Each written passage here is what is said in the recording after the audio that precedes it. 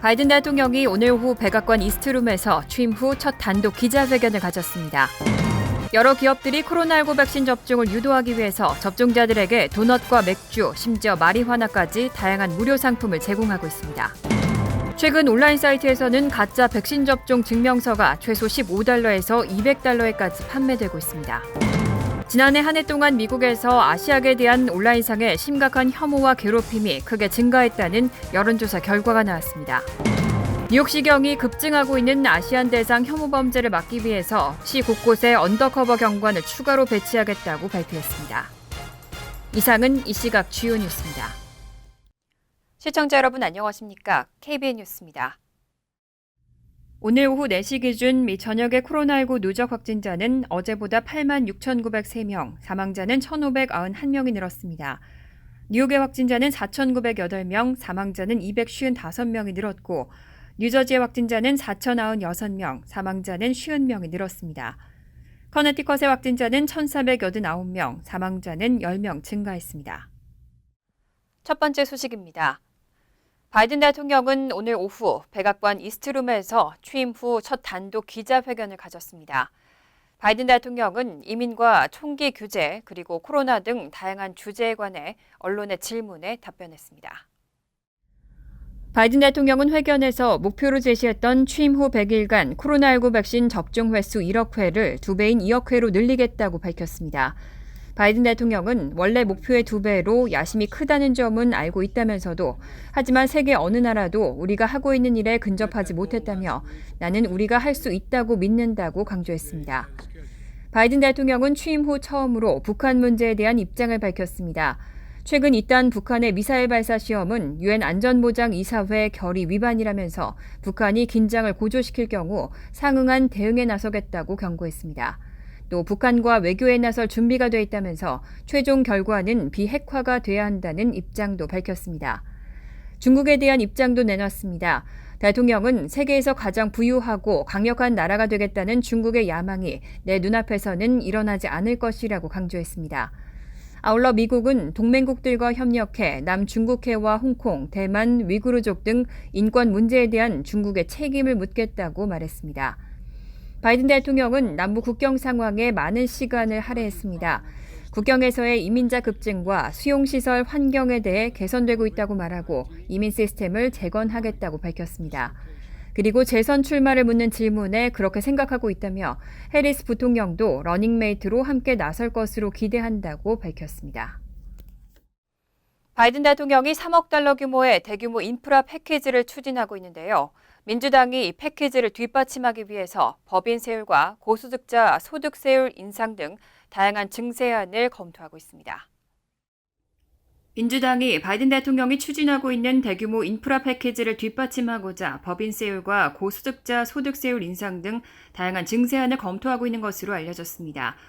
이달 초 $1억 9천억 경기 부양안 입법 작업을 마친 백악관은 현재 $3조 규모 인프라 패키지를 마련하고 있습니다. 백악관안은 바이든 대통령이 펜실베니아주 피츠버그에서 관련 연설을 하는 오는 31일 전에는 완성될 것으로 전망됩니다. 인프라 패키지는 2개로 나뉘어 입법이 추진될 예정인데 하나는 클린에너지와 5세대 이동통신과 같은 미래산업 등 기반시설로서 인프라에 투자하는 내용이고 다른 하나는 교육과 빈곤 해결에 초점이 맞춰진 것으로 전해졌습니다. 월스트리트저널은 관계자들을 인용해 재원 마련을 위한 증세안도 전자에는 법인세 인상, 후자에는 고소득 가구주 증세로 나뉘어 담긴다고 전했습니다. 증세안에는 법인세율을 21%에서 28%로 올리는 등의 바이든 대통령 대선 때 공약이 반영됐고 고소득자 증세와 관련해서는 최상단 과세 구간 소득세율과 투자 소득세율을 높이는 방안이 논의되고 있습니다. 앞서 바이든 대통령은 최고 소득세율을 37%에서 39.6%로 올리자고 제안했습니다. 한편 바이든 대통령은 지난주 ABC 방송 굿모닝 아메리카에 출연해서 연소득 $400만 미만이면 증세에 영향받지 않을 것이라고 말했습니다.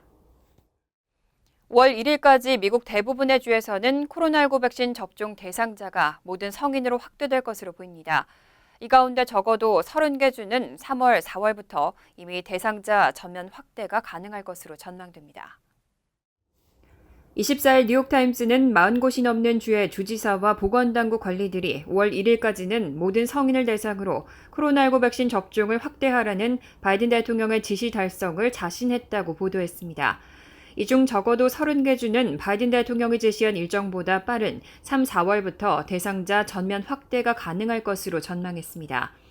바이든 대통령은 이달 연설에서 5월 1일부터는 모든 미국 성인이 백신을 접종할 수 있도록 각 주에 지시하겠다고 밝힌 바 있습니다. 기저질환 유무와 연령 등으로 접종 자격에 제한을 두지 말라는 의미입니다. 현재 16세 이상 주민이면 누구나 백신 접종이 가능한 주는 웨스트버지니아와 알래스카, 미시시피, 유타, 애리조나 등 5곳입니다. 이 밖에 다른 주들도 접종 대상 확대를 예고했습니다. 미국에서 인구가 두 번째로 많은 텍사스주는 29일부터 모든 16세 이상 주민에 대한 접종을 시작하고 조지아주와 인디애나주는 각각 25일, 31일 시행합니다.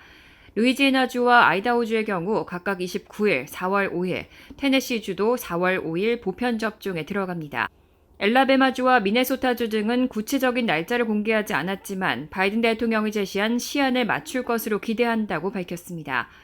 앤드류 쿠오모 뉴욕 주지사는 모든 성인에게 백신을 허용하는 일정은 공개하지 않았지만 앞으로 접종 문턱을 점차 낮추겠다고 밝혔습니다.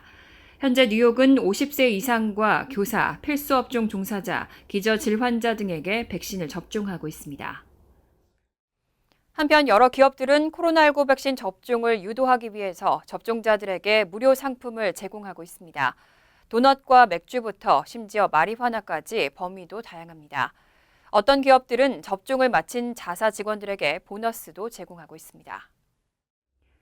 기업들이 코로나19 백신 접종을 유도하기 위해 접종자들에게 다양한 무료 상품을 제공하고 있습니다.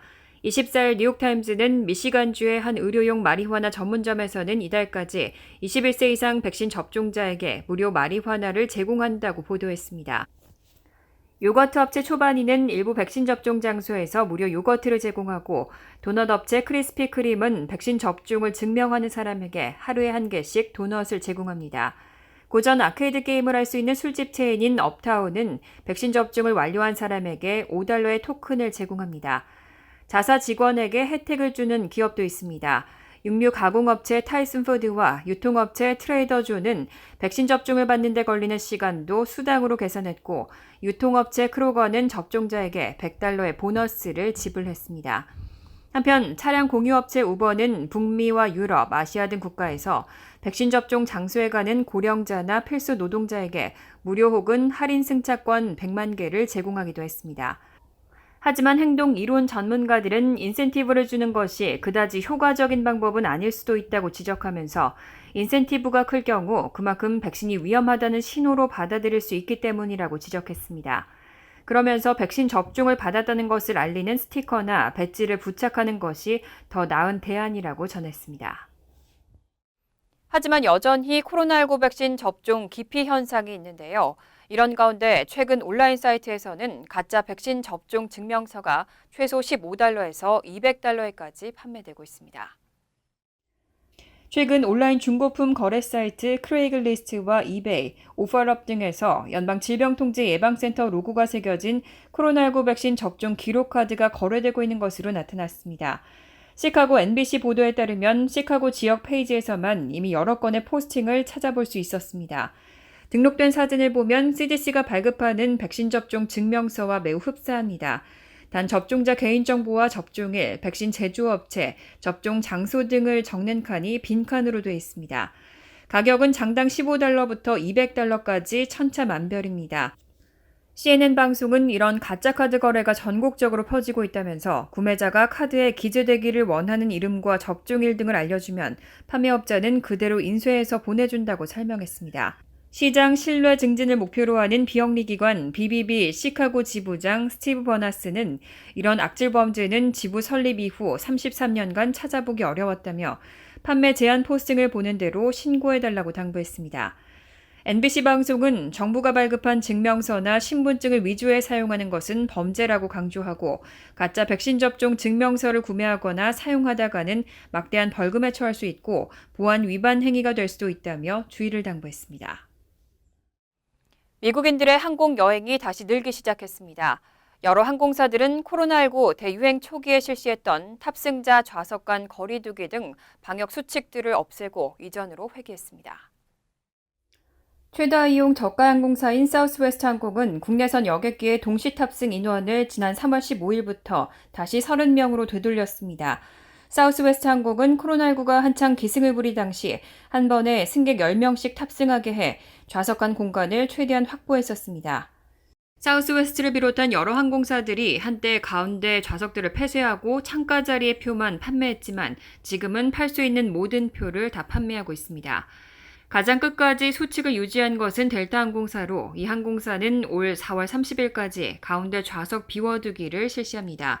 다만 올해 5월에 델타 항공 예매를 검색하면 가운데 좌석들도 예매 중에 있습니다.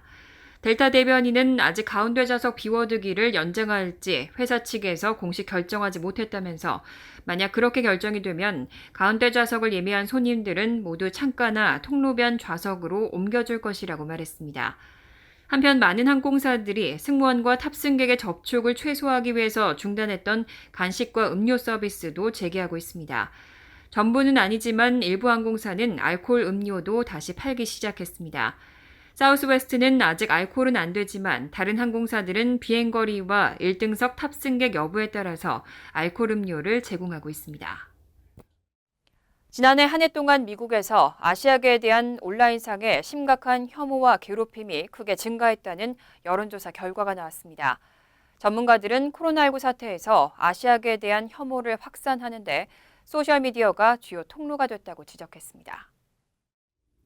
미 최대 유대인 단체이자 인권단체인 반명예훼손연맹 ADL이 24일 발표한 여론조사 결과에 따르면 아시아계 미국인의 17%는 지난 1년 동안 성희롱과 스토킹, 신체적인 위협과 모욕, 신상털기와 지속적인 괴롭힘을 경험했다고 대답했습니다. ADL은 전년도 11%보다 6%포인트 증가한 것이라며 다른 그룹에 비해 가장 큰 증가폭이라고 설명했습니다. 특히 괴롭힘을 당했다는 응답자의 절반은 인종이나 민족성 때문이라고 대답했습니다. 코로나19 팬데믹과 관련해 아시아계에 대한 인종차별적이고 외국인 혐오적인 비방들이 확산한 영향입니다. 특히 전문가들은 소셜미디어가 이번 코로나19 사태에서 아시아계에 대한 편견과 혐오를 확산하는 통로가 됐다고 분석했습니다. 샌프란시스코 캘리포니아대 연구진은 트럼프 전 대통령이 지난해 3월 코로나19를 중국 바이러스라고 지칭한 트윗에 반아시아 해시태그가 등장한 것에 주목했습니다. 연구진인 존 브라운스타인은 US투데이에 코로나19에 인종적인 단어를 사용한 것은 아시아계에 대한 온라인상의 심각한 괴롭힘을 증가시키는 데 중요한 역할을 했다고 지적했습니다. 이와 함께 성적 지향과 종교, 인종, 성 정체성과 장애 등 정체성과 관련해 온라인상에서 괴롭힘을 당했다는 미국인은 41%였고 특히 아프리카계에 대한 괴롭힘도 전년도 42%에서 59%로 급증했습니다. 한편 뉴욕시경이 이렇게 급증하고 있는 아시안 대상 혐오 범죄를 막기 위해 대응을 강화했습니다.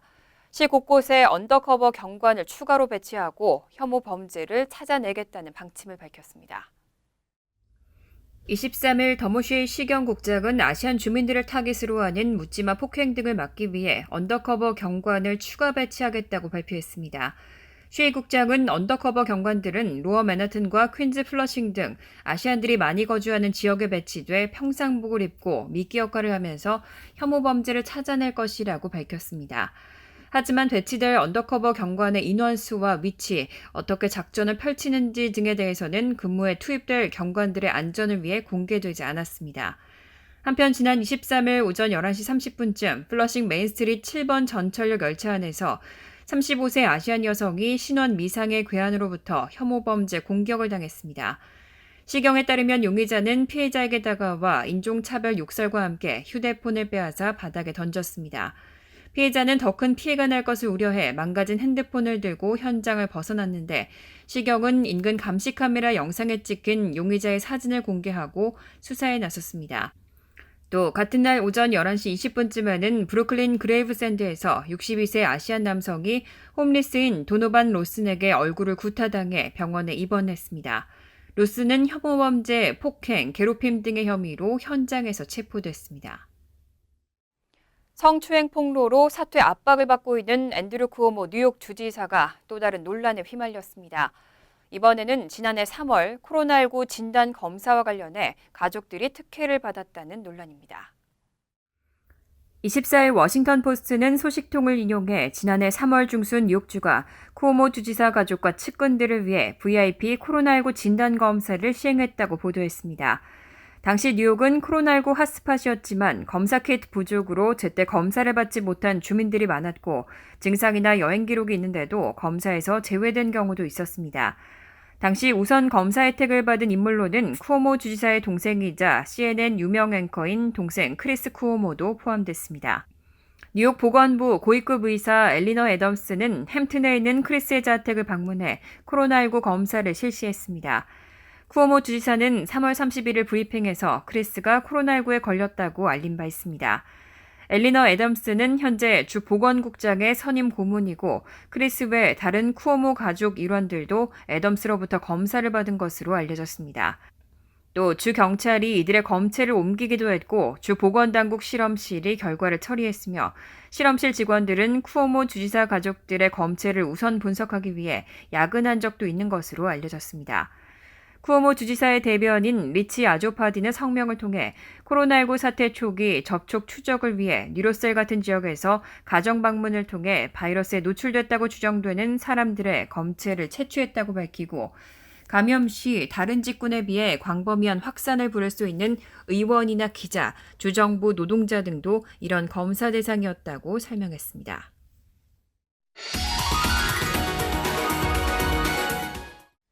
이어서 LA 지역 한인사회 소식입니다. 최근 하루가 멀다 하고 아시안을 대상으로 증오범죄가 발생하고 폭력 수위도 높아지고 있습니다.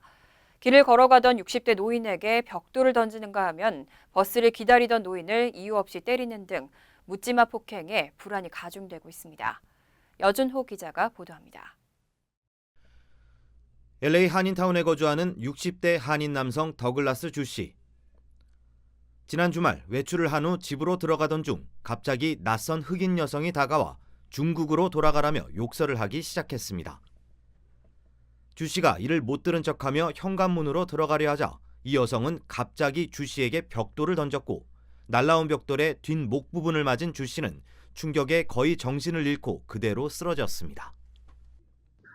그걸 맞고 거의 정신을 잃고 내가 이제 쓰러졌어요, 문 앞에. 근데 이제 이 벽돌을 너무 세게 던져가지고 이제 깨졌는데 얘가 그 깨진 벽돌을 가지고 가까이 와서 나한테 또 가격을 했어요. 어디를요? 머리를. 용의자는 경찰 수사로 체포됐지만 주 씨는 심각한 타박상과 후유증으로 한 달 동안 치료를 받아야 하는 상태입니다. 최근 아시안 대상 인종차별과 증오범죄 척결을 외치는 목소리는 커지고 있지만 미 전역 곳곳에서 일어나고 있는 증오범죄의 수위는 생명을 위협할 정도로 점점 심각해지고 있습니다. 샌프란시스코에선 한 남성이 버스를 기다리던 아시안 남성을 이유 없이 때려 눕혀 주먹 세례를 퍼붓는가 하면 뉴욕에선 딸과 함께 증오범죄 반대 시위를 벌이던 아시안 여성이 악의적으로 접근한 20대 남성으로부터 폭행을 당해 입술이 찢어지고 발목이 돌아가는 부상을 입는 사건도 발생했습니다. 정치권에서도 증오범죄에 대한 강력한 대응만을 촉구할 뿐 실질적인 해결책이 나오지 않고 있는 상황에서 오히려 이럴 때일수록 아시안들이 숨지 말고 더욱 적극적으로 목소리를 높여야 한다는 지적입니다. Even though it's risky, that doesn't mean that you stay home and do your own things all the time. 이와 관련해 오는 27일 LA 한인타운에선 아시안 증오범죄의 심각성을 알리고 근절을 촉구하는 대규모 걸기 대회가 열릴 예정입니다. MBC 뉴스 여준호입니다. LA 카운티의 주차 단속은 4월부터 정상적으로 재개됩니다. LA 카운티 셰리프국은 그동안 팬데믹으로 완화된 주차 단속을 다음 달 1일부터 기존대로 시행한다고 밝혔습니다. 이에 따라 당국은 거리 청소 시간 불법 주차, 등록이 만료된 차량, 버려진 차량 등에 대한 티켓이 다시 발부됩니다. 당국은 경제적 어려움으로 주차 위반 관련 벌금을 제때 납부하지 못할 경우 셰리프국으로 연락해 상환 협정을 요청할 수 있다고 덧붙였습니다. 앞서 LA시는 지난해 10월부터 주차 단속을 정상화했으며 이번 달부터는 매주 특정 요일과 시간대에 진행해 오던 거리 청소를 매 2주에 한 번씩 시행하도록 변경했습니다. 간추린 소식입니다. 어제 애틀랜타시 미드타운의 한 마트에 소총을 들고 들어간 22세 남성 리코 말리가 체포됐습니다. 한 목격자는 말리가 총을 든 채 화장실에 들어가는 모습을 보고 경찰에 신고했고 경찰은 말리가 화장실에서 나오는 즉시 체포했습니다. 경찰은 그로부터 장거리 총 2정, 권총 3정, 방탄복을 압수했다고 밝혔습니다. 용의자는 무모한 행위 혐의를 적용받았고 구치소로 옮겨진 상태입니다. 버지니아주가 어제 미국 50개 주 중 23번째로 사형제를 폐지했습니다. 정치 전문 매체 더 힐은 미국에서 사형 집행 건수가 2번째로 많은 주에 극적인 변화라며 법안은 사형제가 유색인종과 정신질환자, 빈곤층에 불균형적으로 적용돼 왔다고 주장해온 민주당에 의한 오랜 투쟁의 정점이라고 평가했습니다. 앞서 버지니아주 의회를 장악한 민주당은 지난달 상원과 하원에서 사형제를 금지하는 법안을 통과시켰고 민주당 소속인 노덤 주지사는 어제 그린스빌 교정센터의 사형 집행실을 둘러본 뒤 법안에 서명했습니다. 연방재난관리청은 코로나19 사망자의 장례를 치른 가족에게 최대 $7,000의 비용을 지원하는 코로나19 장례 보조 프로그램을 4월부터 시행합니다. 장례비 보조 대상은 미국 내 사망자로 사망 증명서에 사망 원인이 코로나19로 명기돼 있어야 하고 신청자는 지난해 1월 20일 이후 장례비를 부담한 시민권자 또는 합법 체류자입니다. 연방재난관리청은 4월부터 신청서 접수를 시작할 예정으로 이메일을 통해 수혜자에게 직접 연락하고 지원금은 계좌 이체 방식 또는 신청자가 선택한 수령 방법에 따라 지급됩니다. 빌 드블라디오 뉴욕시장과 메이샤 포터시 교육감은 어제 브리핑에서 올 9월 시작되는 2021-2022학년도부터 3세 아동을 대상으로 한 무상 프리킨더가든 프로그램인 3K for All 프로그램을 뉴욕시 전역 32개 학군에 모두 설치해 운영한다고 밝혔습니다. 시장은 이번 확장으로 3세 아동 16,500명을 위한 자리가 추가되고 올가을 총 4만 명이 프로그램에 등록될 수 있다고 전했습니다. 교육국은 3K 지원 마감을 오는 5월 28일로 연장했고 웹사이트 myschools.nyc 또는 교육국 전화와 이메일로 지원이 가능합니다. 환율과 증권 소식입니다.